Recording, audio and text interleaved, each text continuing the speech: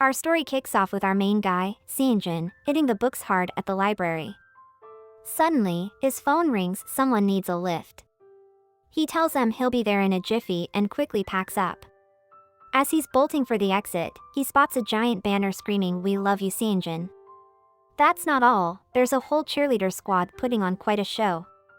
A girl from the squad offers him flowers and asks him out. Quite a spectacle, right? Everyone's got their phones out, capturing the moment. But Seonjin, cool as a cucumber, tells her he doesn't do dating and suggests she'd be better off hitting the books instead of chasing him. He strides off, stepping on the banner as he goes, and muses about how dating is more trouble than it's worth. He's got his mind set on landing a job before anything else. Meanwhile, our leading lady, Hani, is stuck at a class reunion that's more like a kiddie party. Kids are running amok, causing chaos. One little tyke, Hyunbin, is having a full-blown meltdown over a phone. Hani can't help but question the wisdom of his mom bringing the kids along. The mom's got her excuses. No babysitter. No help from the in-laws. Hani just nods sympathetically, trying to keep her cool. But when Hyunbin chucks a tantrum and kicks her, spilling her drink, she's struggling to keep her smile. She tries to placate him with some food, but he spits it out and kicks up another fuss. Through it all, Hani keeps her smile intact even when the mom suggests she hurry up and have kids of her own. As if things couldn't get worse, Hyunbin proceeds to throw up on her. Hani escapes to the bathroom, wishing she just stayed home with some comfort food and good TV. When she emerges, a classmate offers her a lift home. Grateful for an out, she accepts. Outside, Seonjin's waiting by his car, chatting with his sis. She's asking after him, and he assures her he's fine before inquiring about her husband. She assures him they're fine too and drops a hint that Hani's been asking after him. Suddenly, Hani's friend steps out of the restaurant, and Seonjin goes into full panic mode. He quickly ends the call with his sister, hides behind his car, and wonders what on earth he's going to do if Hani spots him. After all, she'd be sure to spill the beans to his sister. Seonjin then pulls up the hoodie of his sweater, trying to hide his face. He clears his throat, sounding a bit hoarse, and tells Hani's friend that he's just the driver. He adds that he's got a little cold, and the friend hands over the keys without a second thought, telling him to keep his lips sealed during the ride. As they're cruising along, Seonjin can't help but sneak peeks at Hani in the rearview mirror. He's curious about how she's been doing. Hani's friend announces that he's feeling woozy from too much booze and needs to take a nap. Hani merely nods and returns to her window gazing. Suddenly, she feels an unwelcome touch on her skirt.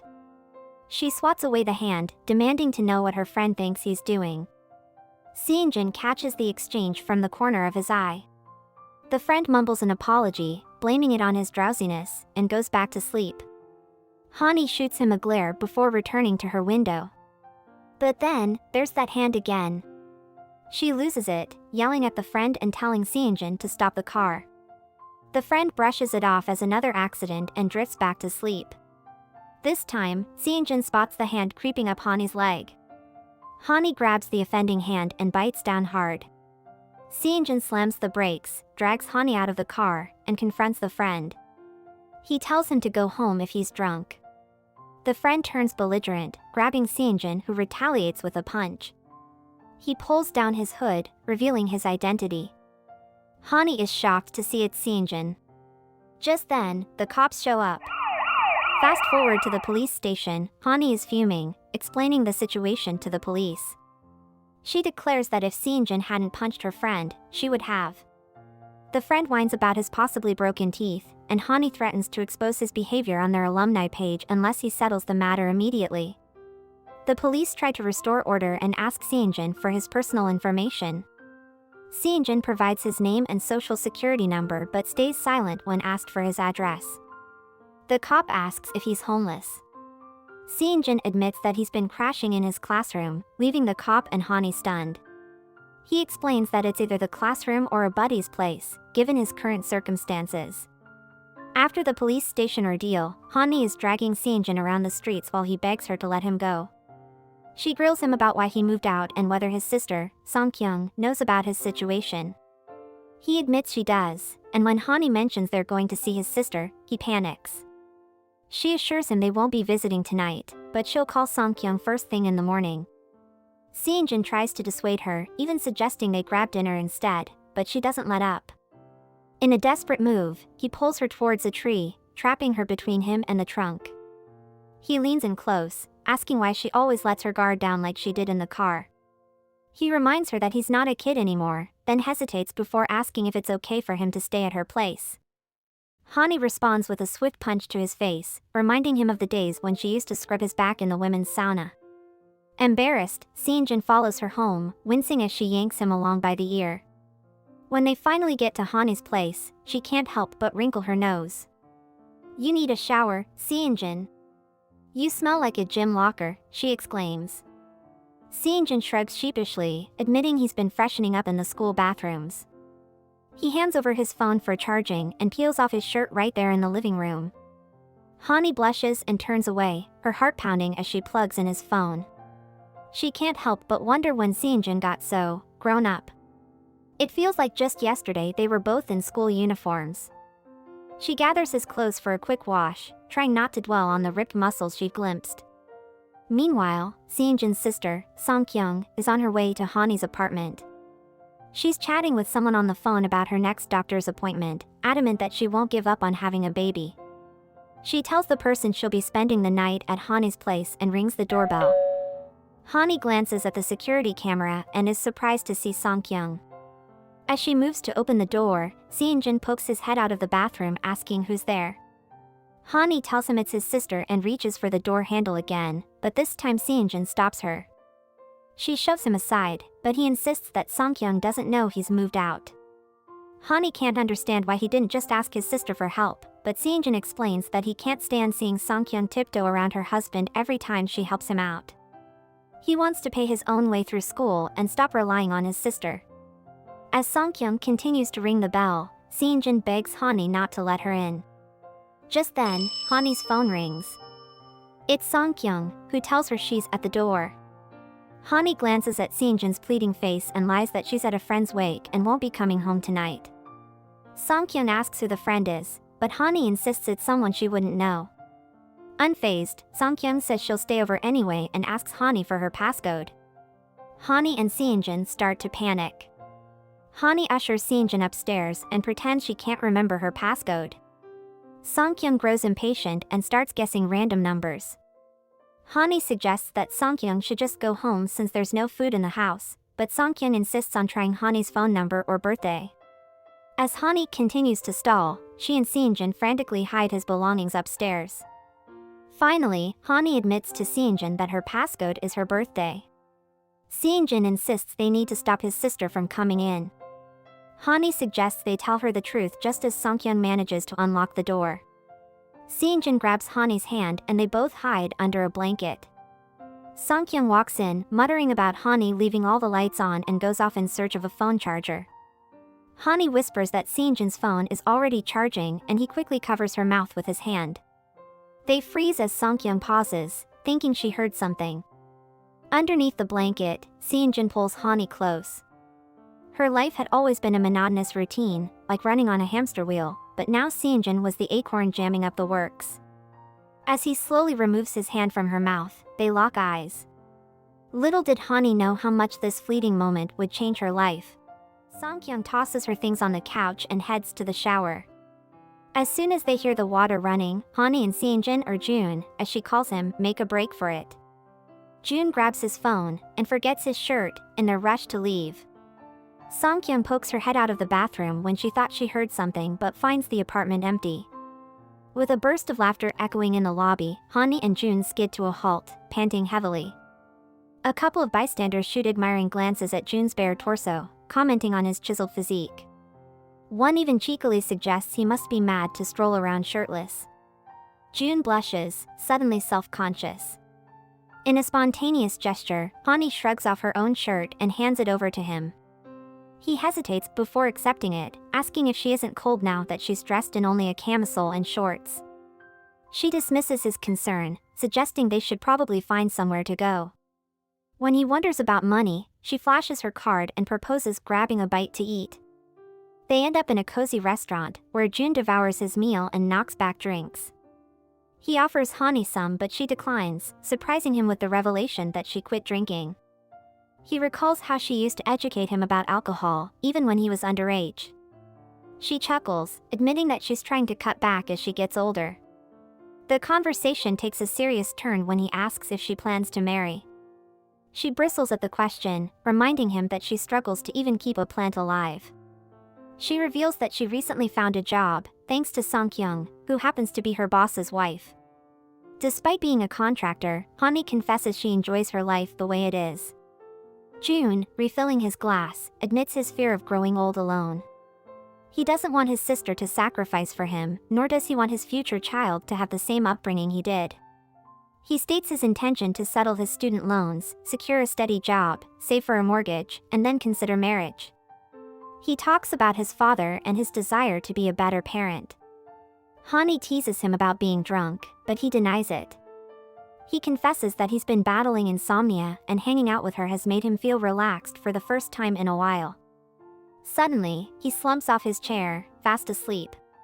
Meanwhile, Song-kyung, fresh from the shower, decides to do Hani a favor by doing the laundry. She is surprised to find men's clothes in the basket. Outside the restaurant, a sleeping Jun leans against a pillar while Hani wonders what to do next. When her phone rings, she's startled to hear Song-kyung on the other end, questioning her about the men's clothes and whether she's secretly dating someone. Hani tries to pass them off as her own clothes, but Song-kyung isn't convinced. Just as Hani denies any romantic involvement, a drunken Jun mumbles a request for another drink, which Song-kyung overhears. Hani quickly hangs up, shaking Jun in frustration. She hoists the unconscious Jun onto her back, eliciting amused looks from passers-by. As she trudges through the streets, the sky opens up, drenching them both. Upon reaching a sauna, the attendant refuses to let them in due to Jun's state. Hani pleads with him to no avail and ends up sitting outside in the rain. She considers going home and confessing everything to Song-kyung but changes her mind, fearing the misunderstanding that might arise from Song-kyung seeing Jun like this. Hani nudges Jun, but he's out cold. The rain has stopped, but the chill in her bones won't go away. She's caught a cold, and she knows she can't spend the night on the streets. Just then, she spots a motel across the road. Hauling Jun up, she drags him towards it. The receptionist greets her with a weary smile, informing her that only the pricey jungle room is available. Hani shrugs, "I'll take it." The room is on the third floor, and Hani lugs Jun up the stairs, muttering complaints under her breath. As they reach the landing, a group of guys spills out from one of the rooms, and one of them blocks her path. She tries to sidestep him, but he mirrors her movements. Annoyed, she's about to snap at him when he calls her by name. "Dongjin," she gasps, recognizing him. In her shock, she lets Jun drop to the floor. Of all the people and places, why did she have to run into Dongjin at a motel? Fast rewind to freshman year orientation, Hani and Song-kyung were 18, bright-eyed, and eager.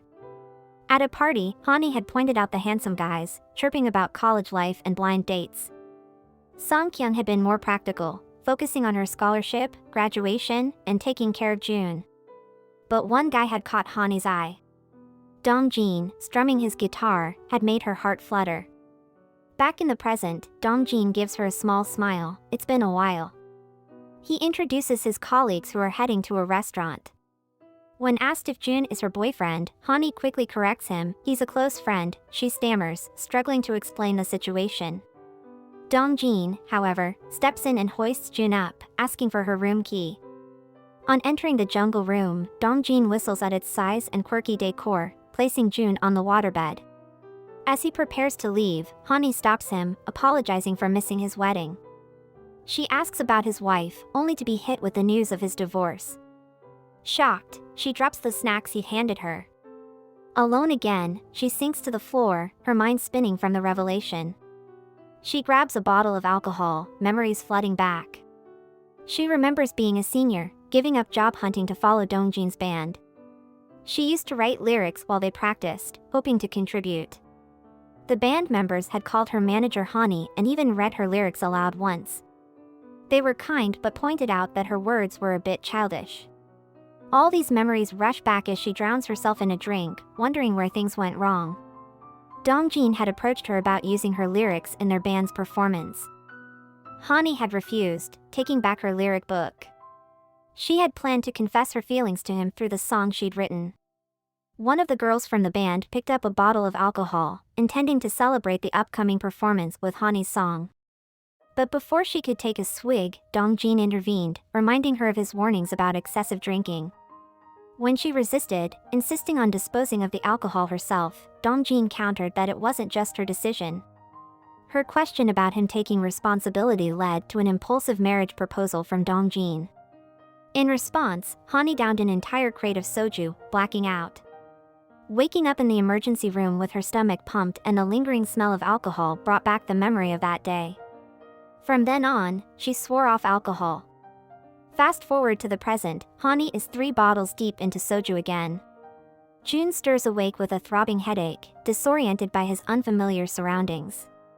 Seeing the motel room, he panics, imagining Songkyung's reaction if she finds them there. A drunk Hani teases him for growing up so fast, prompting him to urge her to sober up so they can leave. She brushes him off, muttering about needing to speak to Dongjin. When Jun questions who Dongjin is, Hani drunkenly confesses her past feelings for him, claiming she never dated anyone else after letting him go. She rambles on about Dongjin, lamenting how she misunderstood his preference for sexy girls over nice girls. This revelation shocks Jun, who tries to reassure her that Dongjin simply had a different type. A tearful Hani questions her attractiveness, attempting to strike sexy poses while Jun tries to dissuade her. Overwhelmed by the sudden physical contact, Jun struggles to maintain his composure. He hoists her up, affirming her sexiness and urging her to sleep it off. As he lays her down on the bed, she accuses him of lying. She challenges him to a staring contest, reminding him of their childhood game where she could always tell when he was lying. Back when Hani was in middle school and Jun in elementary, Jun had lied to her about taking a poster. She had grabbed his face and begun counting to 10, a tactic to get him to confess. At the count of 5, she had squeezed his ears, making him admit his lie. Seeing the crumpled poster, Hani had attempted to chase after him, only to have Songkyung ignore their squabble and go back inside. In the present, Jun tries to stop Hani from counting, but she's relentless. His heart races as she blows air in his face at the count of 9, causing him to blink. Declaring victory, Hani is taken aback when Jun leans in to kiss her. But after the initial shock passes, she reciprocates, and they end up falling asleep in each other's arms. Hani wakes up the next morning, parched. Her heart skips a beat as she finds Jun asleep next to her. A blush creeps onto her cheeks as she tries to piece together the events of last night while Jun pulls her closer in his sleep, causing her to blush even more. As the memories flood back, she swears under her breath, mortified at the thought that she may have seduced Jun. She decides they must act like nothing happened. Carefully, she extricates herself from his grip and promptly falls off the bed. The noise wakes Jun, but by then, she's already out the door. Stepping outside the motel, she's still wearing Jun's clothes from last night when her phone rings. It's her best friend, Songkyung, and the call startles her. Songkyung asks if she spent the night with some guy, then announces she's leaving Hani's apartment. She advises Hani to use protection if it's just a fling, then hangs up. The realization hits Hani like a ton of bricks. She and Jun didn't use any protection. She rushes to the nearest pharmacy. Feeling awkward, Hani asks the pharmacist for condoms and a chongsimwin, a Korean over-the-counter medicine to relieve anxiety. As she's about to ask for the morning after pill, Jun walks in wearing her clothes from last night, also asking for chongsimwin. Seeing him, she bolts, but he calls her out on their clothing switch. After changing back into their own clothes, they sit outside a supermarket, eating noodles and sipping coffee. Breaking the silence, Hani asks Jun if anything happened between them, confessing she can't remember. He starts to apologize, but she insists there's no need. She's certain nothing happened, though she feels she should be the one apologizing. She warns him not to tell anyone about their motel night, especially not Songkyung. Jun asks if she really doesn't remember anything. When she admits she was too drunk to remember, he confesses he also can't recall the details. He asks if everything is still the same between them, to which she responds, of course. As she slurps her noodles, she suggests they just forget about the whole thing. But June isn't sure he can. It was his first time. He advises her to either quit drinking or only drink with someone she likes. Annoyed, Hani shoots back that she was just drunk and asks what his excuse is. He shrugs it off, reminding her that she supposedly doesn't remember anything and advises her to be more careful in the future. He finishes his coffee and stands up, mentioning he has to start his shift soon. As he leaves, she tells him to find a proper place to live instead of sleeping in classrooms. Life resumes its normal pace, but Hani can't shake the feeling that something's changed. They both throw themselves into their routines, trying to forget that night. Days later, at Donjin Books where Hani works, she reads the latest BL manga. A romantic scene reminds her of the motel night with June. She shakes her head, telling herself to forget about it. Her boss chides her for talking to herself at work, reminding her that her paycheck comes from their loyal readers. He then asks if he's leaving early for his wife, Songkyung's birthday. He's about to dial his wife, wanting to inform her about a meeting he has, when she breezes into the office, cutting him off mid-sentence. She assures him there's no need, she doesn't plan on spending her birthday with him anyway. Instead, she suggests he let Hani off work early so they can hit the grocery store together. She adds that she's invited June for dinner, news that catches Hani off guard. His reaction to seeing June again is almost enthusiastic before he remembers his meeting. He volunteers to join them at the supermarket, but his wife stops him cold, reminding him of his other obligations. As he heads out, she calls after him, warning him not to be late. She then heads for his safe, while Hani asks if June knows she's coming. She admits he does, and she's just using her birthday as an excuse to feed him. She opens the safe and helps herself to her husband's cash. Hani reminds her that she already had plans for the evening, but Songkyung shoots her a look that says she better cancel them. Hani is left in a bind. The last thing she wants is to see June again. She warns Songkyung that her husband might get suspicious if too much money goes missing. Deciding it's best to keep quiet, Hani lets her take the money.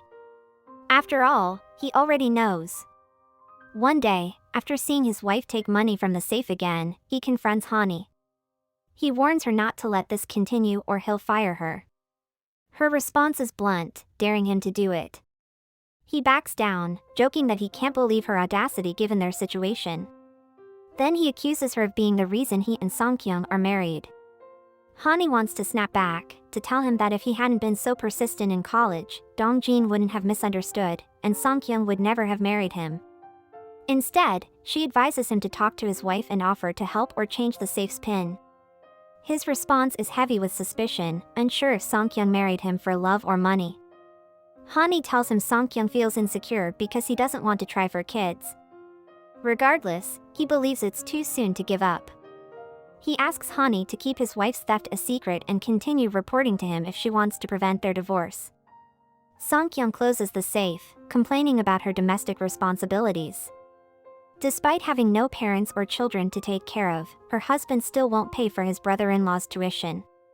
She promises Hani she'll take responsibility if they get caught and urges her to continue altering the financials.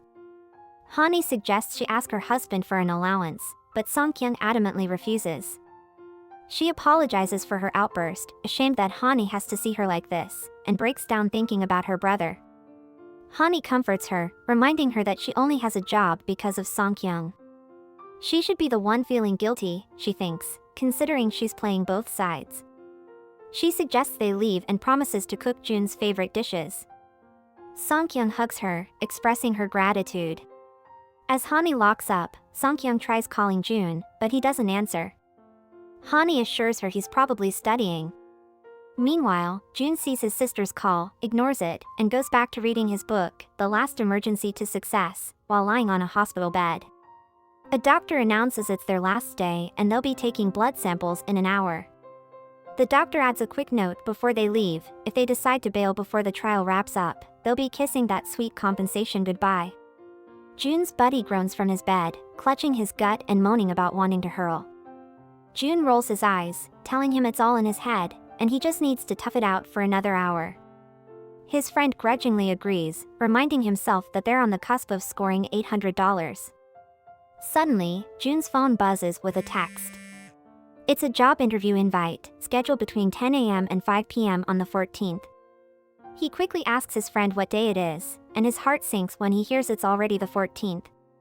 A glance at the clock shows it's 4:05 p.m., leaving him less than an hour.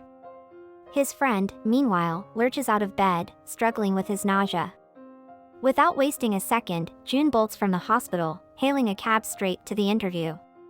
He arrives just as the interviewers are packing up, grumbling about the lack of quality candidates. One of them, a stern-looking man, tells June that the interview session has ended and reminds him of the importance of punctuality. June quickly explains his late notification due to poor reception and pleads for a chance. A female interviewer flips through the applicant profiles until she finds June's. She invites him to sit, and he thanks her profusely, bowing in gratitude. Suddenly, he belches. She raises an eyebrow, asking if he's okay. He brushes it off, blaming it on nerves, and she proceeds to ask him about his perspective on working life. Caught off guard, June struggles to answer. He'd spent the night cramming on current events, his major, and the company, not this. The male interviewer calls his name, prompting him to answer. June is at a loss. What kind of question is this? What kind of answer are they expecting? If he doesn't land this job, he knows he'll be in debt. The woman asks him if he's finding the question tough, and he denies it, wondering whether they want a sincere, witty, or rapid response. Would it be a deal-breaker if he admits he just needs the money? Would a textbook answer sound too fake? Suddenly, he feels nauseous again. The woman observes his discomfort, asking if he's feeling unwell. He denies it, attempting to answer the question, but instead of words, his lunch makes a surprise reappearance. Meanwhile, at Songkyung's house, she and Hani are setting the table when June calls. Songkyung excitedly answers, only to be let down when June tells her he can't make it due to a last-minute assignment. Inside, Hani breathes a sigh of relief, mentally repeating, "Please don't come." Songkyung hangs up, telling Hani about June's cancellation and wondering what to do with all the food. She decides to visit June, convinced something's off based on his voice. She worries he's not eating right. Hani suggests it's late and she should visit another time, secretly wondering if June has found a new place. Just then, Songkyung's husband stumbles in, drunk. Songkyung berates him for drinking on her birthday. He starts explaining but then insists that a man should be able to enjoy a business drink even on his wife's birthday. With a dramatic flair, Songkyung hurls her birthday cake in her husband's direction. This sets off a screaming match between the two, while Hani quietly gathers her belongings and sneaks out. All this drama has left her stomach grumbling, she hadn't even had a bite to eat. As she approaches the elevator, the doors begin to close, but Songkyung manages to stop them with her hand. She thrusts a bag of food into Hani's hands. Initially, Hani thinks it's for her, but then Songkyung clarifies it's for June. With her husband in his current state, she can't deliver it herself. Songkyung pleads with Hani, giving her the big puppy dog eyes, and insists that she take the food to June. She even sends Hani June's address and phone number. Meanwhile, June is settling into his makeshift bed in a classroom, reflecting on his lousy day. He missed out on $800 from the trial, wasted $50 on a cab, and flubbed his interview. On days like these, he thinks it's best to hit the sack early. His phone rings, and seeing Hani's name on the screen, his cheeks flush pink. Hani had imagined that their reunion would be awkward, that she'd put up a cool facade. But watching June devour food like there's no tomorrow, she can't help but question the carefree guy in front of her. She urges him to slow down, to which he responds that birthday food is always the best. He then asks if she really took the bus all the way to his school at this late hour. As she pours him a coffee, she explains that she couldn't refuse Songkyung's pleading and hands over the coffee, questioning if he's found a place to stay yet. Dodging her question, June offers her a piece of food. She refuses, brushing off his attempt to change the subject and blaming her queasy stomach on car sickness. As she continues to feel nauseous, she wonders if it's something she ate. June drops his chopsticks, asking if she thinks it could be morning sickness. Her reaction is immediate. She jumps up, angrily denying any possibility of pregnancy, and insists that her discomfort is due to overeating and car sickness. She then swiftly grabs her bag and heads out. June tries to accompany her, but she tells him to stay and calls Songkyung. Over the past few days, June found himself missing Hani and becoming curious about her. He tried to play it cool, acting as if nothing happened, but he was so anxious that he couldn't even look at her or ask how she's been. Reflecting on his chaotic interview and current state, he resolves to pull himself together and focus on job hunting. Hani finds herself camped out at a bus stop, her mind whirling with the implications of June's question. She chuckles to herself, dismissing his concern as an overreaction. Her period is just around the corner. But then, she pauses, pulling out her phone to check the date. Her heart sinks when she realizes she's late. In a flurry of panic, she recalls asking for the morning after pill and curses herself for not taking it. She bolts from the bus stop, sprinting towards the nearest pharmacy, only to find it's already closed. Undeterred, she races to another one, then another, and another, each one locked up tight. After her fifth failed attempt, she slumps on the pavement, winded and worried. Elsewhere, June's world is filled with dreams of dragon gods and magical pearls. In his sleep, he converses with the dragon god, who presents him with 2 pearls. When June insists they aren't his, the dragon god praises his honesty, gifting him the precious gems. Elated, June imagines selling them to pay his tuition fees. But then, the dragon god vanishes, and one of the pearls transforms into a fish, leaving June startled.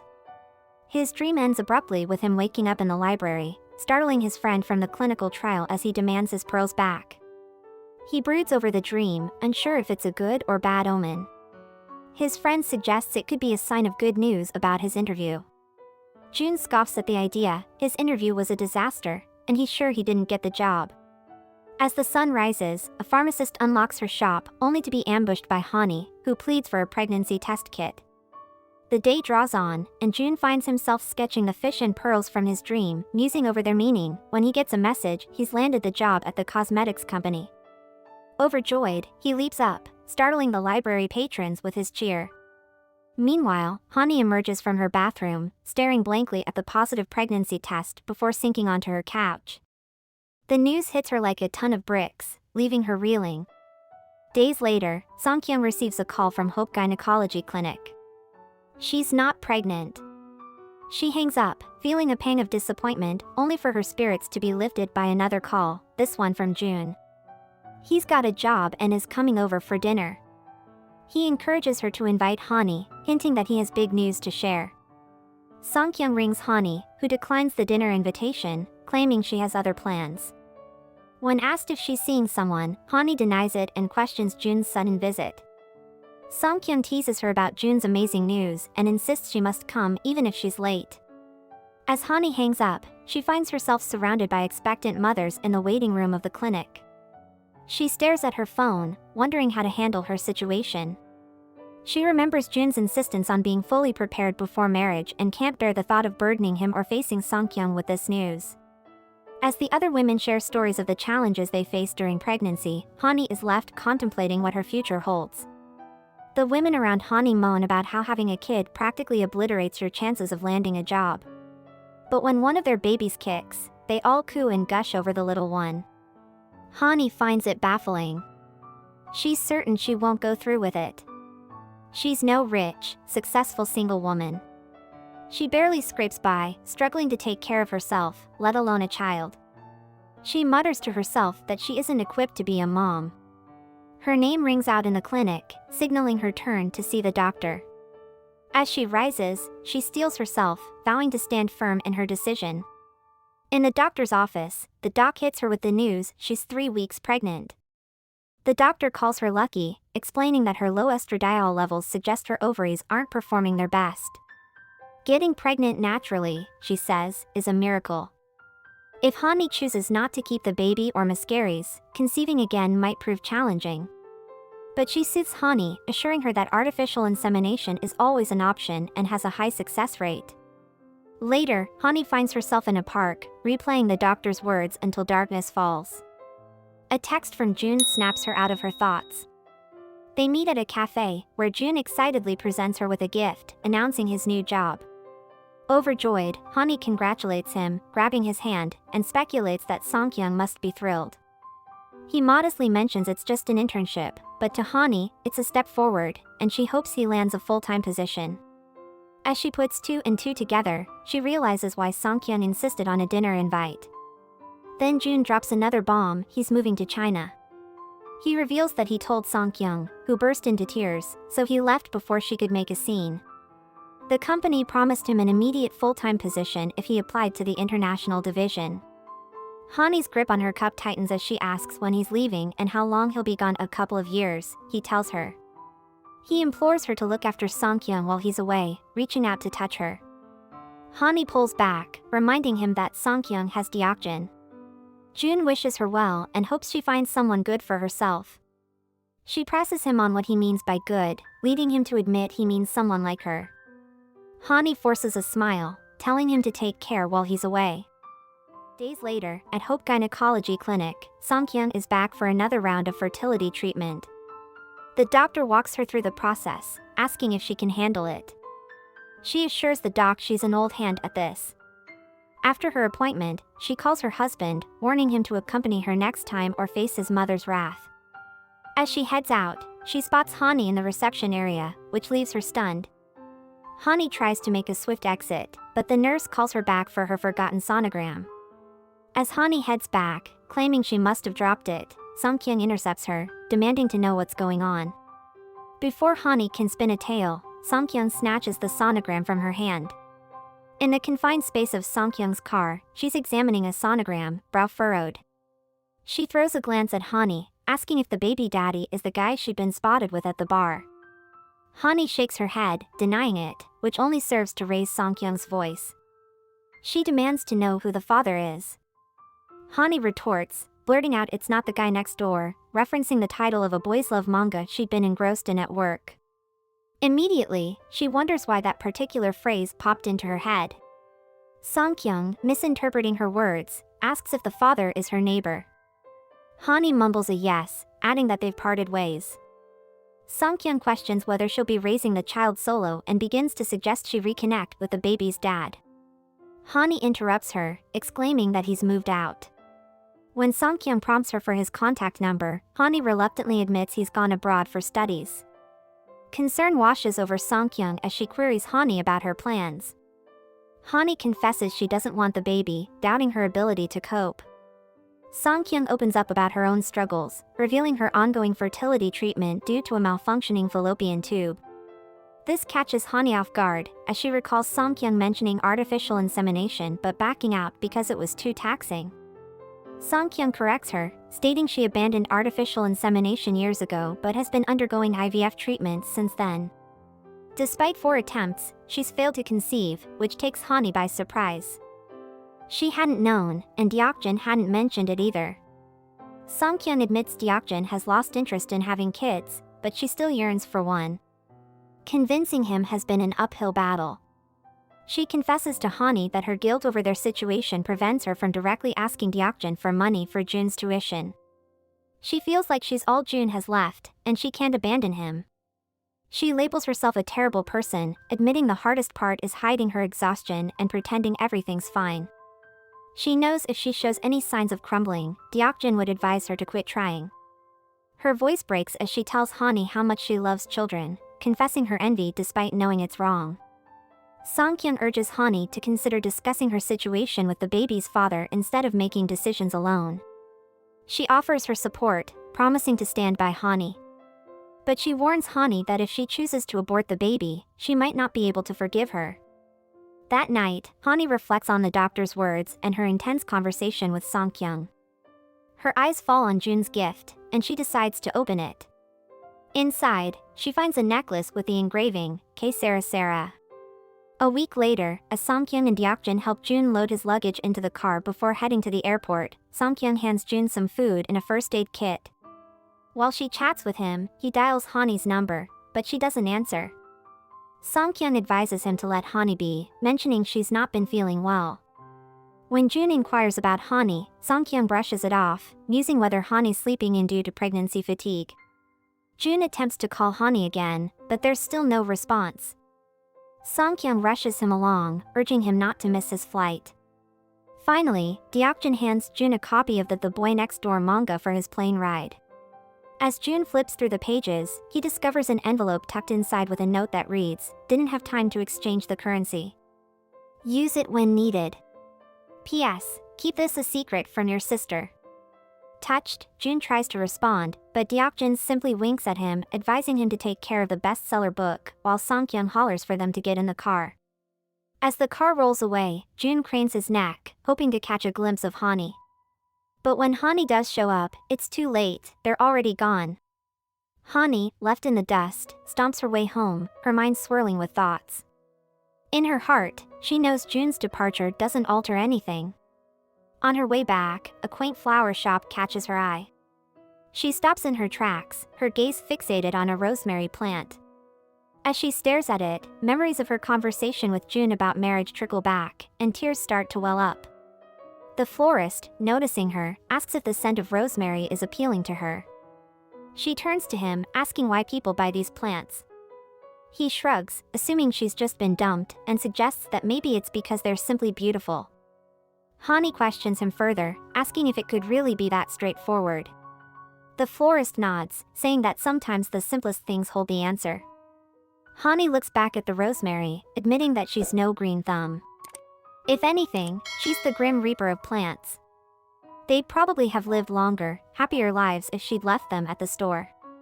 She ponders out loud whether it would be better not to grow one at all, given her track record. The florist, hearing this, asks her if the plants don't bring her joy. He admits that yes, they could die, but if they thrive, they'll bloom beautiful flowers and even bear fruit. He tells her that if we let fear stop us from trying, we'll never witness the beauty that tomorrow holds. He encourages her to touch the rosemary, saying it loves human contact. As Hani reaches out, the sound of a plane overhead grabs her attention. She glances up, deciding then and there to give the plant a shot. Fast forward 2 months to Beijing. June is parked in the underground lot of Smile Home Shopping, munching on his lunch as he waits for someone to exit the building. The day before, he'd overheard his boss and his boss's boss discussing their plans to break into the home shopping industry, lamenting the need for more funding from headquarters. His boss's boss had instructed his boss to arrange a meeting with the MD before they head back to Korea. But getting in touch with the MD is a challenge. His boss's boss didn't want to hear it, though, and insisted on having the meeting arranged within 3 days. Once the big boss left, June's boss turned to him, instructing him to secure a meeting with the MD by any means necessary, even if it meant stalking. He warns June not to engage the MD, but to call him so he can do the talking. June was taken aback, asking his boss if he was serious. His boss pointed out that June was a single guy in his 20s while he was a family man in his 30s, asking June if he thought it would be better for him to be waiting around instead of going home to his wife and kids. Now, June sits in his car, staring at the MD's photo and wondering how much longer he'll have to wait. As he reaches to turn up the heat in his car because of the cold, another car rear-ends him. He gets out, rubbing his sore neck, and inspects the damage to his car, a sizable dent. A girl steps out of the other car, speaking in Chinese, asking if he's okay. The beautiful girl hands him her card, apologizing for the rush. When the girl hands him her card and starts to walk away, June grabs her hand. He tells her that he's in a bind. The car isn't his, it's a company car, and returning it with a dent would land him in hot water. She asks if he's Chinese, and he shakes his head, admitting he's Korean. To his surprise, she invites him to follow her in Korean. He asks if she speaks Korean, and she nods, explaining as they step into an elevator that she picked up a bit during business trips to Korea. June nervously asks where they're going. Applying lipstick, she admits, in broken Korean, that she's running late for a show. But if he waits, she'll make it up to him. She introduces herself as Yenapang.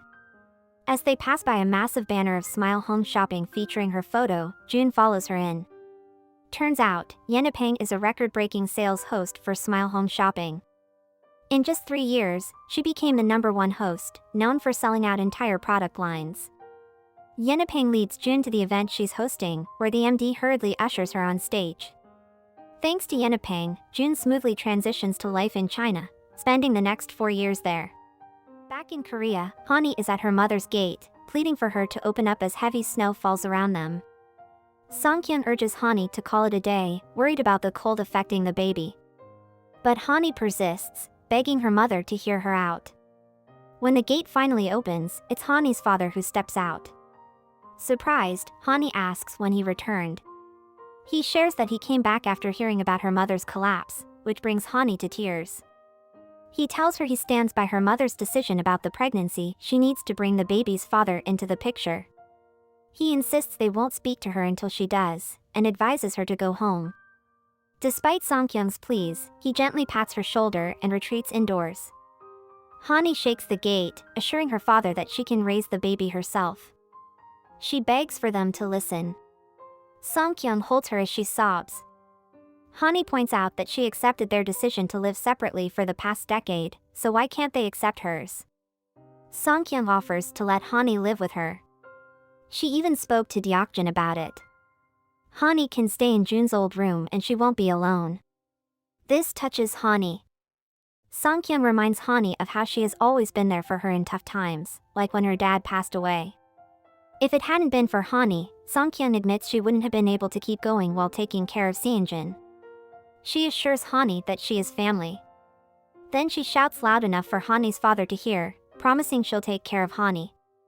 On the other side of the gate, Hani's father silently thanks Songkyung. Tears well up in his eyes as he thinks of the guy who had the audacity to leave the country after getting his darling Hani pregnant. Over in Beijing, Jun is locked onto the show's opening scene. Yenapeng is front and center, showcasing a moisturizing face mask. She slathers it on her face and even gives her arms a swipe to prove its full body benefits. The crew on set are all gaga over her. They're convinced that Yenapeng's charm will make the product fly off the shelves. Whispers float around that everyone wants a piece of her success. Yenapeng is basically a star in her own right. Jun can't help but marvel at the power she wields. One word from her sends the phone lines into overdrive. If only she could work her magic on his company's products. Meanwhile, in Korea, Songkyung is on the phone with Hani, urging her to pack up and come over for dinner. Hani, still sniffly from the cold she caught earlier, declines. She insists she can manage on her own. Songkyung challenges her, asking if her ego is really worth more than her health right now. Hani's about to be a mom, after all. She needs to face reality. But Hani is reluctant to impose. Just before, Hani's dad had asked Songkyung for her bank details. He wanted to send some money each month for his daughter's upkeep, but only under the condition that Hani stays in the dark until she reveals who the baby's father is. Songkyung spills the beans to Hani that Deokjin has invited her to move in with them. He wants her to rest and recover so she can get back to work after having the baby. This news both touches and surprises Hani. On the other side of town, Deokjin pulls up at a red light. His mind wanders back to the morning he spotted Hani and Jun leaving a motel. They looked suspicious, and he couldn't shake off the feeling that something was up.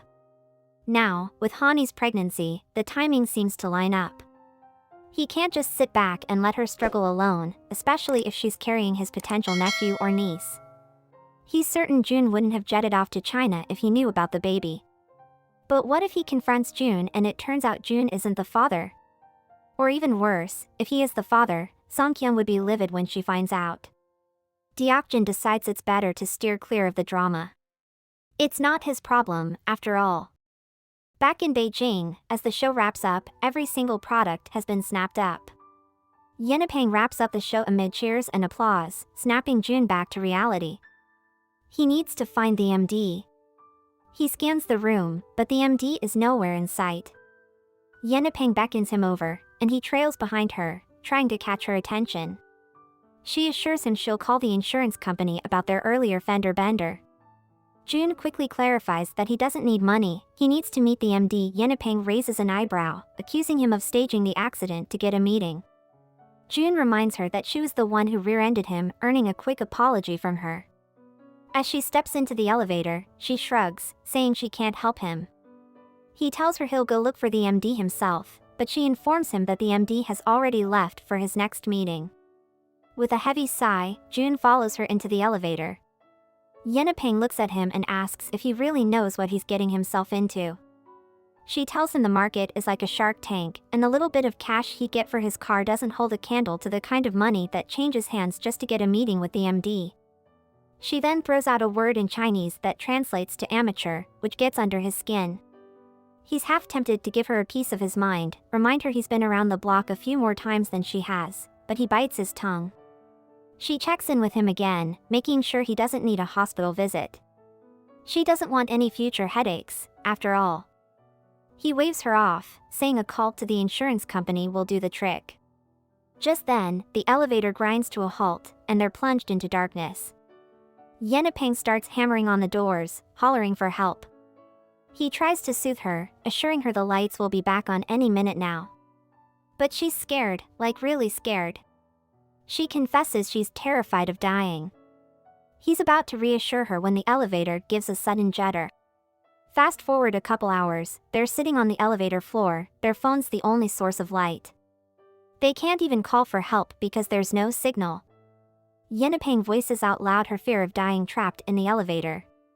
He responds that he doesn't plan on kicking the bucket with a stranger. He's pretty sure help is on the way, even though he's shaking in his own boots. She asks him his name, saying she wants to know who she might die with. He calls her out, saying it's odd how someone who rakes in hundreds of thousands of dollars on live TV can get so easily spooked. She admits she's a bit of a scaredy cat, then lets out a sneeze. He hands over his jacket, introducing himself as June. He suggests they grab a bite once they're free. She takes the jacket, promising to introduce him to the MD if they make it out alive. That bit of news brightens his mood. Just then, the elevator lurches again, and she grabs onto him in fear. As if on cue, the doors slide open. Meanwhile, back in Korea, Hani is tucking in for the night at Songkyung's place. Songkyung tells her that she had kept June's room just as he left it, but maybe it was meant for Hani all along. Hani asks about June, and Songkyung assures her that he's doing fine. She mentions that June has been asking about Hani since she never answers his calls. She advises Hani to give him a call when she can. Hani asks Songkyung to keep her pregnancy under wraps from June. Songkyung agrees but warns her that June will find out eventually. Back in Beijing, thanks to Yenipeng, June's team scores a meeting with the big shot MD. In a huge win for the little guys, they secure the primetime slot on home shopping for their product launch. This propels them into the Chinese market, and even 5 months later, sales are still going strong. Over time, June and Yenipeng start hanging out on weekends to practice their Chinese and Korean, becoming fast friends in the process. At one of their regular weekend hangouts, Yenipeng tosses June a grin and tells him she loved the Korean book he'd given her. She sets down a BL manga on the table and asks if he's read it. June shrugs, saying he only got halfway through, but truthfully, he devoured it during a bout of boredom. Yenipeng teases him, asking if he's into guys. He turns beet red and vehemently denies it. He explains that the manga was actually a project from his brother-in-law's company and translated by a buddy of his. Yenipeng can't help but laugh, calling him adorable.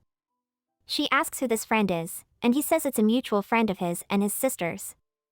Yenipeng gives him a suspicious look and repeats a friend in Chinese. Meanwhile, over in Korea, Hani, now 7 months pregnant, is toiling away at work. Songkyung, who's been waiting for her to finish up, questions if she really needs to be working so hard in her condition. Hani explains to her that she's going to be a single mom, so she has to have some income. Songkyung suggests that Hani keep working after the baby's born and let her babysit, theorizing that being around a baby might boost her own chances of getting pregnant. She also promises to stash away the money she earns from babysitting to give to June when he ties the knot. Suddenly, Hani winces in pain. Songkyung asks if she's alright, and Hani tries to brush it off as nothing. But before she can finish her sentence, another wave of pain hits her, causing Songkyung to insist they head home. Hani tries to assure her again that she's fine, but then she topples off her chair, leaving Songkyung shouting her name in alarm. The drama is just getting started. If you want us to continue this story, comment Hani below. Also, don't forget to like, share, and subscribe if you haven't. Until next time, ciao.